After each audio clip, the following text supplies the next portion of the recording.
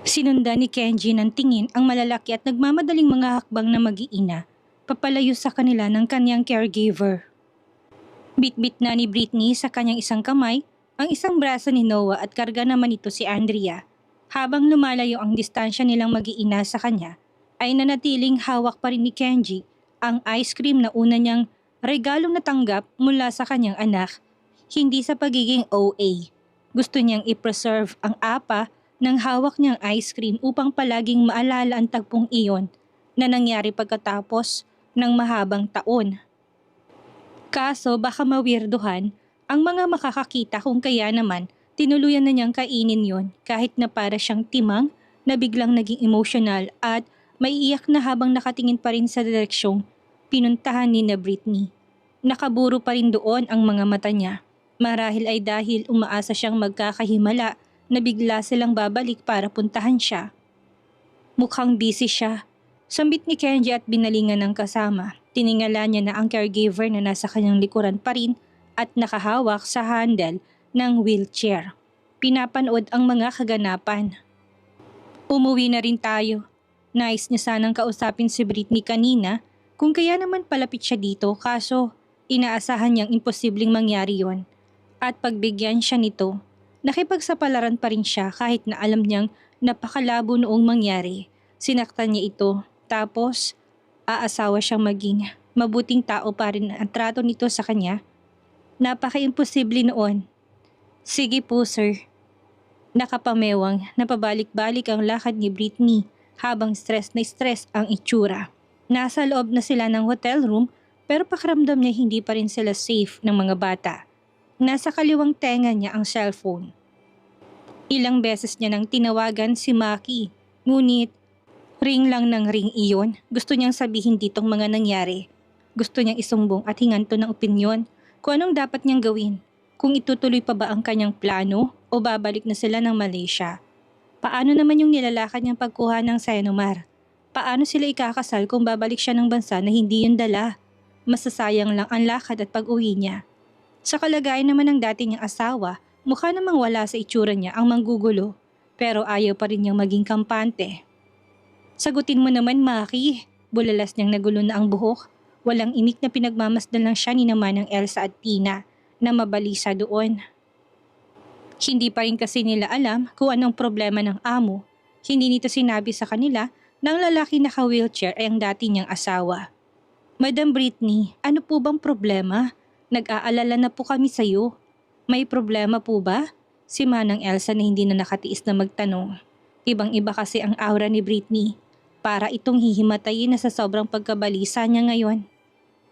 Itinaas ni Britney ang kanyang isang kamay upang patigilin sa pagsasalita ang matanda. Sinagot na ang tawag ni Maki. Babe, what's wrong? Puno ng pag-alalang malat na boses ng lalaki sa kabilang linya. May problema ba kayo? Lumabas si Britney ng kwarto. Ayaw niyang may ibang makarinig nang sasabihin niya sa fiancé dahil baka magpanik din sila. Nagkita kami. Nagkita sila ni Noah. Mabuti na lang at hindi siya nakilala ng bata. Anong gagawin ko, Maki? Ha? Nino? Nagugulo ang tanong ni Maki. Nabiglang nabahala sa pagkataranta ng boses ng nobya sa kabilang linya. Unti-unting nahulaan niya yon. Nang dati mong asawa? Paano naman kayo magkikita ay ang laki ng Maynila? Problemadong nasapo na naman ni Britney ang kanyang noo. Hindi niya rin alam, tila ba pinaglalaroan sila ng kapalaran. Hindi ko rin alam. But we saw him. Halos maiyak na si Britney dahil pakiramdam niya ay ayaw siya nitong paniwalaan. Napahinga nang malalim si Maki. Babe, makinig ka. Kumalma ka. Ano naman kung nakita kayo? Sinaktan ka ba niya? Binabawi niya ba si Noah? Hindi. Oh, hindi naman pala. Anong pinag-aalala mo? At saka paano nga kayo nagkitang dalawa? Hindi mo pa sinagot. Nakagat na ni Britney ang kanyang hinliliit. Sa hallway naman ng hotel siya nagpabalik-balik ng lakad habang kausap si Maki. Alam niyang hindi naman dapat ganun ang reaksyon niya. Pero iba pa rin ang phobia at trauma ni Kenji sa kanya. Damang-dama niya na parang kahapon lang nangyari ang lahat. Tipong parang kumurap lang siya ng mata. Kasali siya sa mga painter sa competition. Si Maki naman ang napaisip kung paano nangyari ang bagay na yon na sinasabi ng kanyang kasintahan. Sa lalim na pag-iisip niya ay hindi niya mapigilan ang kanyang sarili na manahimik. Gusto niyang malaman ng lahat-lahat dito. Come on babe, baka naman kamukha niya lang. Anong gagawin ng asawa mo sa competition? Paranoid ka lang. Tigilan mo ng mga kakaisip sa kanya. Kaya kung ano-ano na lang ang mga nakikita mong hindi dapat. Sa sandaling iyon ay nahiling ni Britney na sana nga ay paranoid lang siya. Namamalikmata, dinadaya ng paningin pero hindi. Si Kenji Barrowell talagang nakita niya at naka-encounter nilang mag-iina. Kilalang kilala pa rin niya ang mga mata nito, maging ang amoy ng paborito nitong pabango. Nang makalapit sa kanya ay hindi rin nagbago. Kaya paanong hindi siya yon?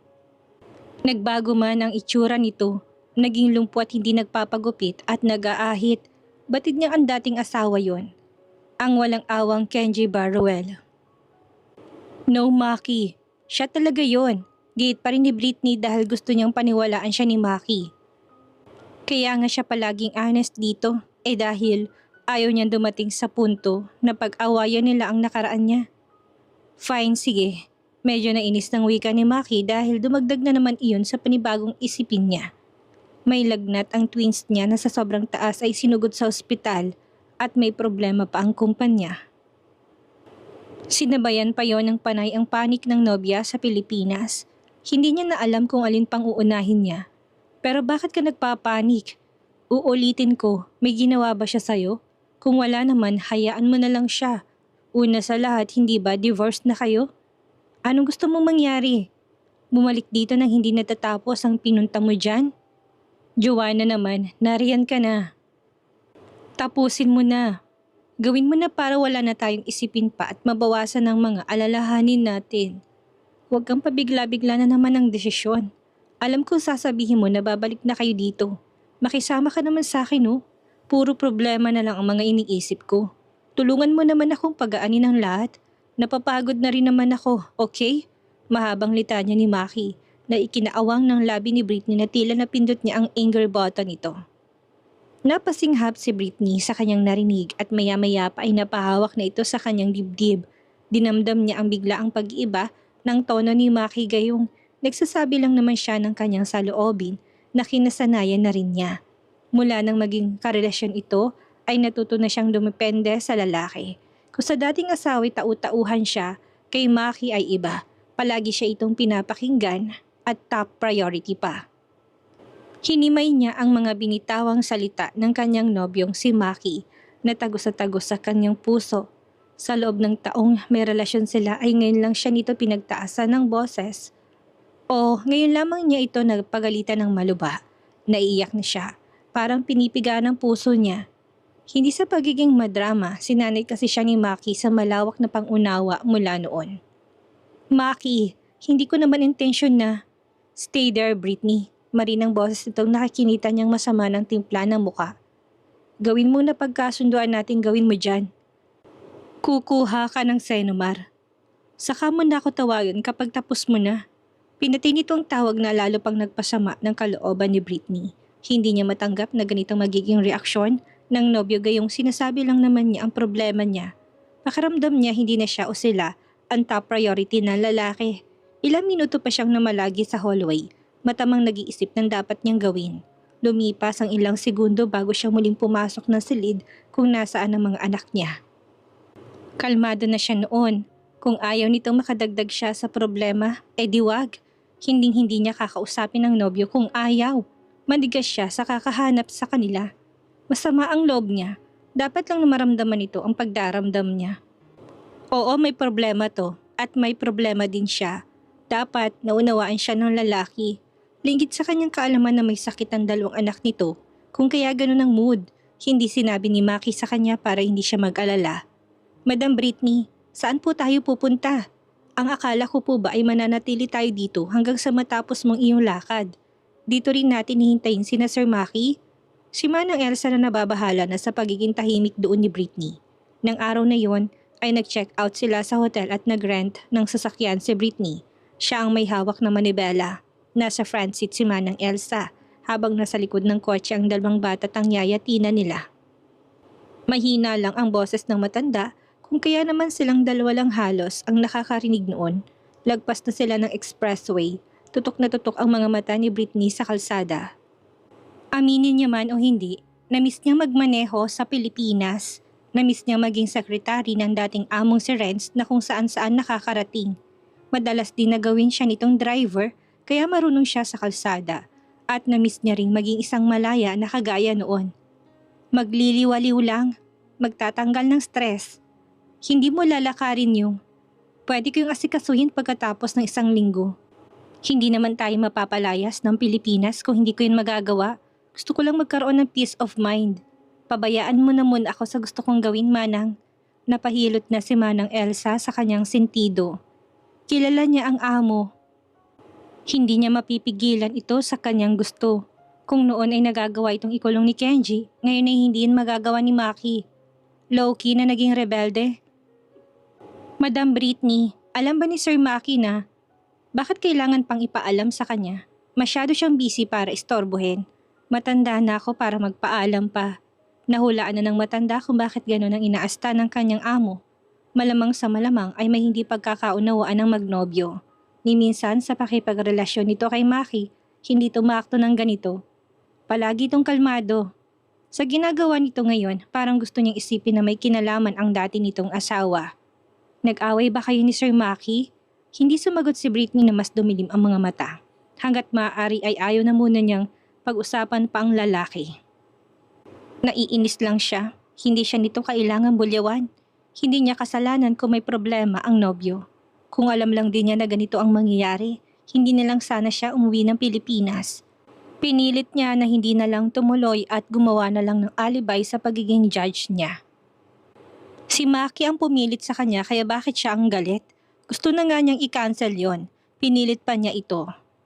Tapos ngayon, pinagtaasan pa siya nito ng boses? Talaga ha? Hindi na yun mahalaga, Manang Elsa. Gusto kong mag-beach. Gusto kong ipahinga ang isipan ko. Ginagap ni Manang Elsa ang isang kamay ni Britney upang pakalmahin ang amo. Mukha kasing gigil na gigil sa manibela. Ang inaalala niya ay baka kung anong mangyari sa kanila kung magtuloy-tuloy ang init ng ulo ng kanilang amo. Itabi mo muna ang sasakyan. Baka kung mapano tayo. Anang matanda nang makitang bumilis din ang speed nila. Nanatiling nakahawak ang isang kamay niya sa palad ni Britney na may hawak na manibela. Sige na, huminga ka muna. Unti-unting ipinarada ni Britney ang sasakyan sa gilid ng kalsada. Isinubsob na niya ang mukha sa manibela. Gusto nang maiyak sa labis na frustration niya. Hindi naman kasi ganun ang plano nilang bakasyon. Sana hindi na lang kasi talaga sila umuwi ng bansa. Panatag na sila sa Malaysia. Tahimik na doon ang buhay nilang mag-iina. Ngayon, pakiramdam niya ay muli yung gumulo, lalo na nang muli niyang makita ang dating asawa. Marami siyang katanungan, pero nangingibabaw ang galit na nasa kanyang puso. At nadamay pa noon ang relasyon niyang maayos sa kanyang nobyo. Nakita ko si Kenji, Manang Elsa. Wika niya, pagtanggal niya ng mukha sa pagkakasubsob sa manibela at lingon dito, natutup ng matanda ang kanyang bibig. Mabilis na lumipad ang mga mata sa mga kasama nilang nasa likod na abala naman sa pakikipagharutan kay Tina, kaya sigurado silang hindi narinig yon ng matanong ng batang si Noah. Bukod sa alam nito ang mukha ng ama, alam din nito kung ano ang buong pangalan ng kanyang ama kaya nag-iingat sila. Sigurado kang si Mr. Barrowell yon? Baka naman hindi. Baka naman guni-guni mo lang. Paglilinaw pa nito sa kanyang mga sinasabi, tumango si Britney na nilingon na rin ang kanyang anak na abala pa rin sa kanilang yaya. Diyos por santo, kailan at paano yun nangyari? Bakit hindi namin alam? Galit ba? Nagbabanta ba nung makita mo siya? Ilang beses na umiling si Britney. Hindi niya madiretsyong tunin itong kalagayan ngayon dahil wala siyang alam. Kanina, sa competition, hindi lubusang maunawaan ni Manang Elsa kung saan at paano ni hindi niya napansin ang presensya ng dating amo. Siya yung naka-wheelchair? Naka-wheelchair? Ibig mo sabihin yung hindi na magawa na matandang ituloy pa ang mga sasabihin niya. Si Mr. Barrowell yun? Sigurado kang siya yun? Paano nangyari? Hindi ko rin alam. Mula nang umalis sila ng bansa, itinigilan na rin ni Manang Elsa na magkabalita sa dating amo. Ni hindi na ito nagbabasa pa ng mga balita o nagsisearch online ng mga kaganapan dito. Noong mga unang taon, oo, pero kalaunan na hindi na. Diyos kong mahabagin, paano humantong sa ganun ang kanyang buhay? Nakakalungkot namang malaman yun pero siguro yun ang karma ng buhay niya sa pagiging malupit noon sa'yo. Pagkaraan ng ilang sandali ay muling itinuloy ni Britney ang pagmamaneho ng sasakyan. Banayad na ulit yon. Kalmado ng hagod ng mga kamay sa kanyang hawak na manibela. Plano niya magtungo sa bayan ng Sariaya na matatagpuan sa Quezon Province. Maganda doon ang mga beach, medyo malayo sa kabihasnan pero tahimik at sulit ang magiging pagpunta nila. Ang beach na sadya niya dito ngayon ay isa sa mga beach resort na napuntahan nila ni Kenji noong magkasintahan pa lang sila na sobra niyang nagustuhan. Iba ang comfort na ibinibigay nito sa kanya. Isipin pa lang na muling aapak ang kanyang mga paa sa pinong mga buhangin. Ngayong sobrang bigat ng pakaramdam niya dahil sa ginawa ni Maki. Parang gusto niyang pumunta dito kahit pang kapalit noon ay muling pagbubukas sa mga alaala ng nakaraan nila ng dati niyang asawa sa lugar na yon. Lingid sa kanyang kaalaman, ang Karatig Beach ng lugar na iyon ay pag-aari na ngayon ng dating asawang si Kenji na madalas din itong puntahan kapag sobrang bigat na ang kanyang dinadala. Dito siya umiiyak at isinisigaw ang lahat ng hinanakit sa mundo. Dito siya madalas na magpipinta sa saliw ng tunog ng dalampasigan. Tahimik man ito o maingay, puno ng kapayapaan ang puso ni Kenji kapag nasa lugar na yon. Ilang beses niyang sinubukang bayaran ang beach na pupuntahan ngayon ni na Britney ngunit dahil may sentimental value, ang may-ari noon kung kaya hindi niya nagawang maangkin. Isa ang lugar na yon sa dahilan kung bakit siya bumabalik dito. Minabuti na lang niyang bilhin ng karatig nito. Walang bakod naman ng beachfront kaya nakapasyal siya dito ng malaya. Nagpapatulak sa caregiver. Minsan naman ay siya mismo nagpapagulong sa wheelchair. Where are you? Bakit wala ka pa dito sa mansyon? Kanina ka pa namin hinihintay ni na mommy at daddy. Si Althea na yung nag-half day pa sa trabaho upang ipagdiwang ang pagkapanalo ng kapatid sa sinalihan nitong competition at para makibalita na rin.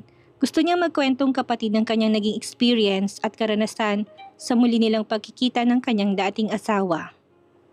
Saan ka pa dumaan? Ang iniisip niya na dinaanan nitong puntod ni Monica upang ipagmalaki ang kanyang award. Hindi pa ako uuwi ngayon, Odessa.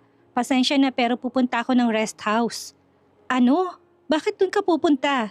Bakit hindi dito sa mansyon? May nangyari ba? Hindi lingid sa kaalaman ng kanyang pamilya ang lugar na yon.